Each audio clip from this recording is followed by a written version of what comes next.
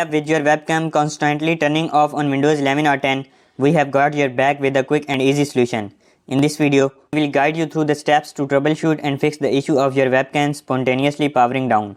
From checking settings to updating drivers, follow our simple instructions to ensure your webcam stays active when you need it. Bid farewell to interruptions and get back to smooth video calls and content creation.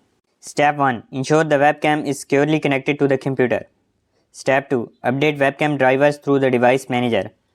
Step 3. Check privacy settings to ensure apps have permission to access the camera. Step 4. Disable power saving settings for USB devices in device manager. Step 5. Run the Windows troubleshooter for hardware and devices. Step 6. Scan for malware using Windows Security or a third-party antivirus program. Step 7. Adjust camera settings in the application or software using the webcam. Step 8. Update Windows to the latest version to obtain potential fixes. Step 9. Test the webcam on another application to identify if the issue is software specific.